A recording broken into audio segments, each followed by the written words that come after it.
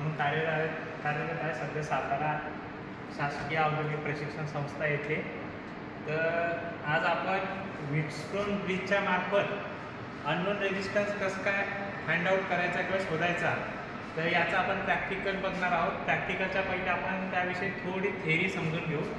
तर Wheatstone bridge इथे online सुद्धा इमेज दाखवलेली आहे, मी हाताने सुद्धा काढलेले आहे। तर व्हीटस्टोन ब्रिजमध्ये आपल्याला जो माहिती नसलेला जो रेजिस्टन्स आहे तो ह्या सर्किट डायग्रामनुसार एक पॅरलली आपल्याला इथे कनेक्ट करायचा आहे आणि त्याची व्हॅल्यू शोधण्यासाठी हे दोन जे रेजिस्टन्स आहे ह्या डायग्राममध्ये दाखवल्याप्रमाणे, तर हे दोन रेजिस्टन्स एक समान यांचा एक रेशो घेऊन, म्हणजे जसं की इकडे दाखवलेलं आहे की P/S = Q/Rx, ह्या रेशोमध्ये Rx म्हणजे हा आपला जो फाइंड आउट करायचा आहे तो रेजिस्टन्स आहे आणि S जो आहे Sला आपण व्हॅरी करणार आहे व्हीटस्टोन ब्रिजच्या प्रॅक्टिकलवर, की जेणेकरून की आपली जेव्हा ही आणि ही व्हॅल्यू आणि ही व्हॅल्यू जेव्हा समान येईल तेव्हा आपला व्हीटस्टोन ब्रिज इक्विलिब्रियम पोझिशनवर आहे हे आपल्याला समजेल। आणि ते इक्विलिब्रियम आल्यानंतर आपल्याला तिकडनं ह्या इक्वेशनमध्ये ती व्हॅल्यू पुट करून आपल्याला ही Rxची व्हॅल्यू भेटेल। याला थोडं एक्सप्लेन करण्यासाठी थोडं मी एक नॉर्मल बेसिक प्रमाणे सांगतो। जेव्हा व्होल्टेज हे पॅरललमध्ये सेम असतं, तर जसं की आता समजा आपण याला Vp बोलू आणि याला Vs बोलू, तर Vp = Vs आणि सेम इकडनं की ह्या लाईनीचं सेक्शन आहे Vq = Vrx। आता जसं की ओमच्या लॉनुसार आपल्याला V = IR हे माहिती आहे, तर याला आपण लिहिताना इथे समजा मी I1 दिलं आणि इथे मी I2 दिलं, तर हीच लाईन पुढे चालून इकडे I1 म्हणून येते आणि ही इकडे I2 म्हणून येते। तर Vला आपण I आणि Rच्या याच्यामध्ये लिहू शकतो। तर V आता इथे हे लिहिण्यासाठी टोटल पॉवर लॉस या रेजिस्टन्सनुसार, तर इथे करंट जातं I1 इंटू हा रेजिस्टन्स आहे P = इकडे जो चाललेला आहे तर इथे काय चाललेला I2 इंटू हा रेजिस्टन्स आहे S। सेम हा जे इक्वेशन आहे हा याचा आहे आणि ह्या इकडे म्हणजे ह्या ब्रँचला आणि ह्या ब्रँचला जाणारा जो करंट आहे तो I1 इंटू Q, इकडे हा एवढा पॉवर लॉस होतोय आणि इथे I2 इंटू Rx। या दोन इक्वेशननुसार आपण याला अजून सिम्प्लिफाईड करण्यासाठी या पहिल्या इक्वेशनला समजा आपण 1 नंबर दिलं आणि इक्वेशन 2ला 2 नंबर दिलं, तर 1 नंबरमध्ये I1/I2 = हा याच्या खाली गेला तर हा S/P आणि सेम आता इथे पण I1 आणि I2 आहे, तर याला पण आपण I1 आणि I2 घेऊ शकतो। तर I1/I2 हा जो आहे इथे Rx/Q, तर म्हणजे I1/I2 आणि I1/I2 हे दोघं जण सेम आहे, तर याला आपण हे जर क्रॉस केलं तर S/P = Rx/Q हे आपण एक इक्वेशन डिटरमाइन करू शकतो। तर हे जे इक्वेशन आहे हे इकडे गेलं Rx/Q, ह्या इक्वेशननुसार आपण इकडे Rxची जी व्हॅल्यू आहे ती फाइंड करू शकतो।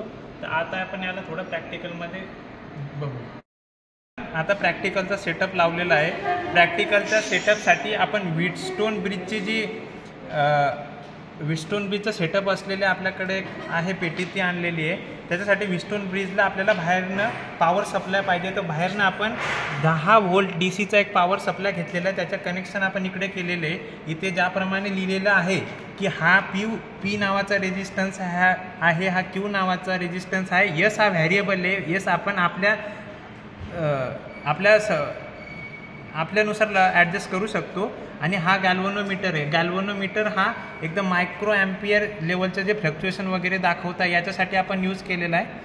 तर सध्या आपण आता आणि हा आपल्याकडे एक अननोन रेजिस्टन्स आहे, तर आपण या अननोन रेजिस्टन्सची व्हॅल्यू किती आहे तर या सेटअपनुसार आपण आता बघू।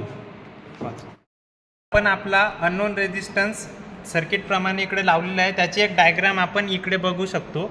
ही जी डायग्राम आहे या डायग्रामनुसार आपण कनेक्शन केलेलं आहे। तर याच्यामध्ये मी पहिले पी नावाचा जो रेजिस्टन्स आहे त्याला मी 1 वर सेट करतो, म्हणजे इथे जी व्हॅल्यू आहे ती पीची ती 1 वर येईल. क्यू नावाचा रेजिस्टन्ससुद्धा मी 1 वर केलेला आहे.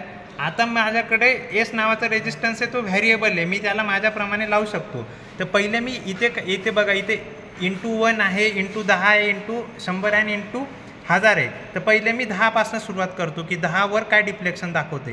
तर मी एस नावाचा जो रेजिस्टन्स आहे त्याला मी 10 वर टाकलं आणि आता मी गॅल्व्हनोमीटरचे जे स्विच आहे ते दाबून बघतो याच्यामध्ये काय डिफ्लेक्शन आहे. हे बघा, याच्यामध्ये फुल डिफ्लेक्शन आहे, म्हणजे ही व्हॅल्यू कुठेतरी कमी पडते. तर मी याला आता अजून 10 किंवा अजून थोडं जास्त करतो. तर आपण ही व्हॅल्यू 40 वर ठेवलेली आहे. तर आता आपण हे डिफ्लेक्शन बघू शकतो, तरी पण खूप जास्त आहे. तर मला असं वाटतं की ही व्हॅल्यू 10च्या आकड्यामध्ये न राहता 100च्या आकड्यामध्ये असावी. तर मी आता याला 2 वर ठेवलेलं आहे. तर 2 म्हणजे 200 ओहमच्या याच्यावर ठेवलेले आहे. तर आता हे आपण डिफ्लेक्शन बघू, तर हे आता पुढे चाललं आहे, म्हणजे हे 200च्या पण खाली आहे.